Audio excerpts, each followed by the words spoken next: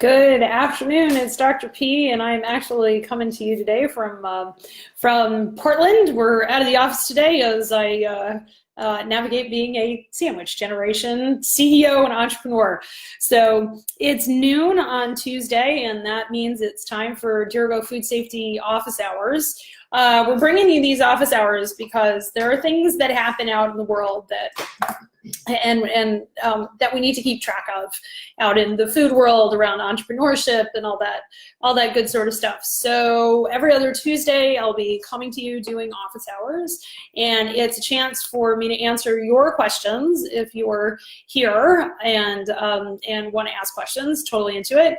And it's mostly a way for me to respond to the world at large around the questions that I get over the course of a couple of weeks around things that have happened or other issues.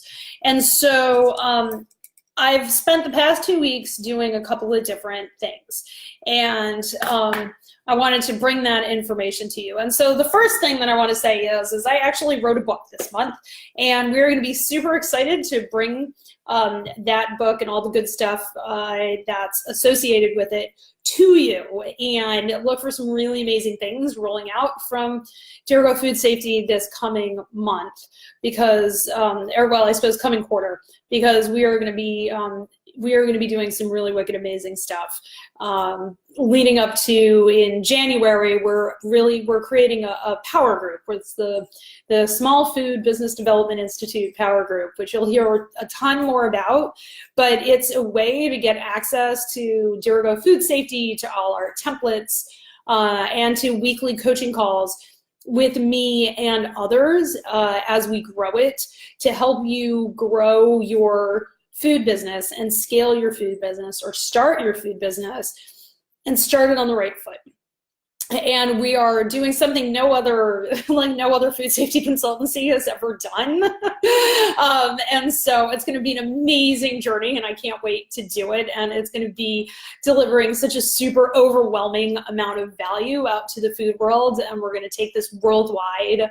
And we are really going to change the face of food businesses, and using smallholder food businesses to be generators of economic prosperity in their localities, in their regions, and really throughout the world, to make the world a better place. Clean, safe food is something we all need every day.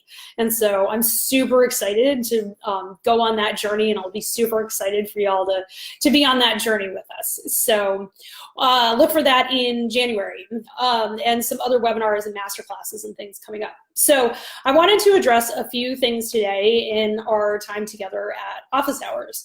The first thing that I wanted to address, I just wrote a book about employee empowerment, and it became really clear as I was writing the conclusion that one of the things that my clients, that everybody really struggles with, is discomfort.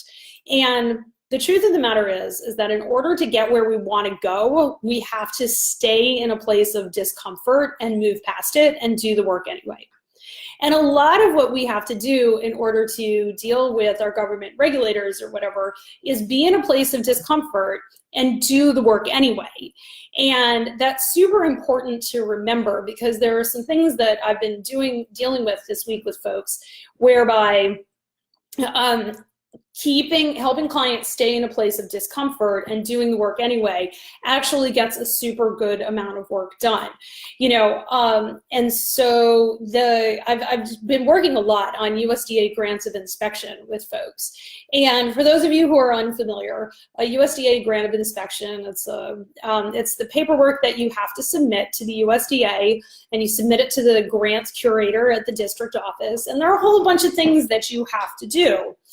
And I personally feel, all the information is necessary. It's not a paperwork exercise, but the way you approach your grant of inspection is oftentimes very revealing about your continued relationship with your USDA inspectors. And it's super important when you're filling out your grant of inspection, or I'm working with you to fill out your grant of inspection, that you know what you're making and how you're making it, and that you have your facility all squared away, because those are kind of the basic things that the grant of inspection looks at. Now they look at other things too, but those are those are the things that they really look at. And in having conversations about what do those facilities need to be, talking about bathrooms and hand washing and washing and where we're going to have separation and the hard conversations people actually end up having to have around their facilities is super important. Because if your facility is designed poorly, or your facility it leaks, for God's sakes, or building fabrics as we call it, if you're having problems with that and with your landlord before you even go for the grant of inspection, none of that stuff improves when you add an inspection authority on top of you. And that none of that's the fault of the inspection authority, right? And it's the way you approach how you're going to solve the problems to get yourself to the point of a grant of inspection is very illustrative of how you're going to solve problems when you get past the point of your grant of inspection and you're actually in production. And if you are in a state of overwhelm and that this is all so very hard, a grant of inspection doesn't change that. You are merely going to bring the same problems that you had in your business before the grant of inspection to your business with a grant of inspection. And you have to find a way to get over that overwhelm, okay? If you are one of our concierge clients, I vomit a lot of documentation on you. You gotta read the documentation. I know it's boring, I wrote it, okay? It is not the most interesting documentation in the world, but it's super, super important to show the USDA, the FDA, if you're FDA, or a third-party auditor that you're doing what you said you would do. And the truth of the matter is we all know that doing what I said I was going to do can be super uncomfortable, all right? That's the discomfort I'm talking about. If you want to make the changes that you want to make in the world, if you want to be the entrepreneur, be the person the universe is calling you to be, you have to stand in that place of discomfort and know that you have a higher goal and a higher purpose, okay? I do a ton of super uncomfortable things, all right? I'm no kidding, it is not a whole lot of fun to write a book in 3 weeks, okay? But if you stand, but I allowed myself to be in that place of uncomfortable and I did the work anyway. And there's certain tactics I use to do the work. And I did this when I was getting through vet school where I turn on the clock for the timer for 20 minutes and I write for 20 minutes and then I give myself a break.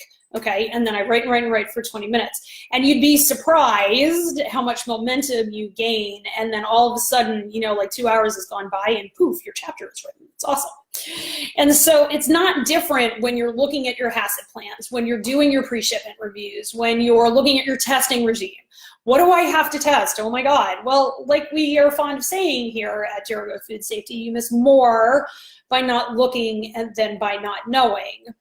And one of the best things you can do to decrease overwhelm is to take a step back and look. Look at your to-do list. What did you commit to on your to-do list? Figure out what you're actually going to do. Look at your facility, okay? I guarantee you I'm not some magic person who can look at your facility and diagnose problems with it. You can do this too. I just look at it without all the story that you bring your facility about why the roof leaks or why the bathroom is this way or why the drains are dirty or whatever. I just see the dirty drains and I tell you about them, right? And so if you can figure out how to stand in that place of discomfort and tell yourself the truth and do the work anyway, you will get yourself to where you need to be. You will have a fabulous relationship with your USDA inspectors. You'll have a great time with your auditors and things like that, because you will be able to stand in a place of discomfort and not have it mean anything, okay? Yes, things are hard. They're supposed to be hard. Nowhere is it written that life is supposed to be easy, okay? We commit to things. We stand in the discomfort that we create by making a commitment. We do it anyway, and we see the results, okay? That's how you grow and you scale your business. So if anybody has any questions about that, I would love to hear about it and love to take questions. And the whole USDA grant of inspection, how you go about doing it, what it means for your business, all that sort of stuff. We're actually going to be doing a webinar on that in November. So take a look at, keep an eye out for emails, announcements on the Facebook page about a USDA grant of inspection and what you need to do to go about doing that. Okay, so that's the first. Those are kind of the first two things that I want to talk about, and we're going to keep coming back to this idea of discomfort. Okay, the second thing that I want to talk about is log reductions. Okay, so this is, so we're going from kind of a coaching mentality to a technical services mentality. All right, in technical coaching. So when I write preventive controls plans or HACCP plans or other food safety plans for clients, I spend a lot of time talking about logs of reduction. Okay, there are pathogens out there. Those are the microbial hazards that we worry about. Okay, and I'm talking about salmonella, Shigatoxin E. coli, like the Clostridia in some cases, and Bacillus cereus I've talked about this week. I've talked about Listeria this week. Well, if you are putting fully cooked or otherwise ready to eat food out in the marketplace, you have to be able to demonstrate logs of reduction. All right, there's no known regulation out there where you can put adulterated food in the marketplace. Okay, so you are not allowed to sell ground beef with Shigatoxin E. coli in it. Okay, you're not allowed to sell raw tomatoes with Shigatoxin E. coli on them or salmonella on them and things like that. Okay, and if you do that and you get caught, your food's adulterated, and you can put all the systems in the world, all right, and you can still have a problem. And we've seen that because Cargill had a really bad week last week, and there was a huge recall in the middle of the country around ground beef from Cargill, and unfortunately they killed somebody. And nobody, no matter how you feel about big meat, nobody goes to work hoping that they kill somebody, all right? And it's super important to know that depending on the risk of the food that you create, you may have to prove logs of reduction of bacteria whether your food is ready to eat or not, okay? And what does that mean? That means if you have a certain amount of bacteria, all right, a log is a measure of bacteria, the same way a dozen is a measure of eggs, all right? We have a dozen eggs, that's a measure of eggs, all right? We have 1 log of bacteria, we have 2 logs of bacteria. Just think of it as a label on a number that means that it's got a 0 on it. So 1, like 1 log is 10, and I think I got that right. 1 is 10, 2 is 100. It's a number of zeros. Okay. Well, when we do logs of reduction, all right, we logarithmically reduce the amount of bacteria until we are 99.999% sure we've eliminated all of that bacteria. Okay. On the USDA side of the house, it's super easy because they give us things like Appendix A, which tells us what gives us, in their case, a 6.5 or 7 log reduction for salmonella to create a ready-to-eat food. Well, if you are selling a ready-to-eat food, you have to meet those logs of reduction, okay? And they lay it out in a table. It's super easy. They lay it out in a table about what you have to do. If you're over on the FDA side of the house, it's significantly harder because the products are just so much more varied. I mean, truly, there's not that big of a difference in like how you cook a hamburger versus how you cook bacon from a salmonella standpoint or a Shigatoxin E. coli standpoint. On the other hand, there's a big difference between a bakery product and a coconut product and a nut product and a tea product or a coffee product or whatever. All those different things, salmonella, and we're by and large talking about salmonella over on the FDA side of the house. Salmonella reacts really, really differently depending on the water activity, the moisture content of the food that you are looking at. And so when we look at logs of reduction, it's super important to remember that the FDA, it has a different standard than the USDA, that in order to be considered anywhere close to a ready-to-eat food, you have to have a minimum of 4 logs of reduction of salmonella. And truly, if you don't have 5, you may very well get into trouble.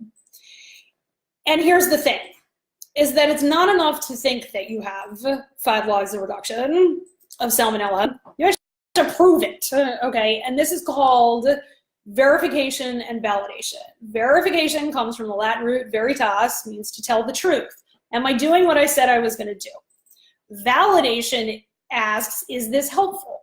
All right, so on the fisheries HACCP side of the house, we have a validation document that they give us, and it's the Fisheries Hazard Guide, all right, and it has the blessing and imprimatur of the FDA and the Seafood HACCP Alliance.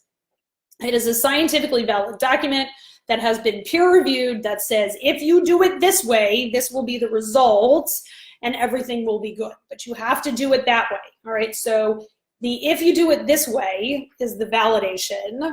Actually doing it that way and checking on yourself is the verification, all right? We have a lot of these tools over at USDA as well, Appendix A, Appendix B, the Listeria Controls Guidelines, all these different things. We have a ton of information out there. And most of the time, the problem is actually doing what you said you were going to do that 5 logs of reduction, okay? However, as the preventive controls rule has come out to play, okay, and now everybody who's going to be preventive controls compliant needs to have their preventive controls written. That was due Monday a week ago. You have to be able to prove your 5 logs of reduction. Like if you have a process preventive control, which we basically call CCP over in the HACCP world, if you have a process preventive control and you're making a ready-to-eat food, you have to prove that you get 5 logs of reduction of salmonella, all right? And I'm here to tell you, washing vegetables is not a kill step in salmonella or even Shigatoxin E. coli reduction, okay? It prevents cross-contamination, okay? If your Jensen Family Farms unfortunately contributed to cross-contamination because they didn't do it correctly. But we don't have any known kill steps when it comes to washing vegetables or anything like that. I mean, the known kill steps that we have over on the FDA side of the universe are around pasteurization and using heat treatment to kill things. That's what it is. And so if you're not going to do that because you're selling a raw, ready-to-eat product, then the measures you have to take in order to prove your product isn't adulterated are significant.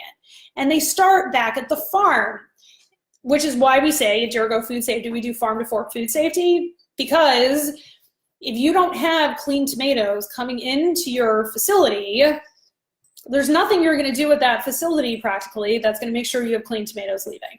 And that's super important to remember.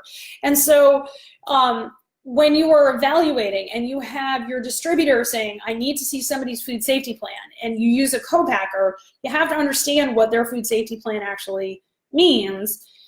And if they're not controlling for microbial pathogens and they're not documenting that they're controlling for microbial pathogens to a scientific study or a government publication of some variety or another, then they haven't validated it. And the food safety plan is no good. All right, now maybe it can become good, maybe they're 90% of the way there, but it isn't doing what it needs to do, and that needs to be addressed. Which then, of course, gets us back into discomfort, okay? Because then we actually have to have a food safety conversation with our suppliers. So we have to say, what are you doing about food safety? If you're buying raw agricultural commodities, are you compliant with the produce rule, even if you don't have to be? What does that mean?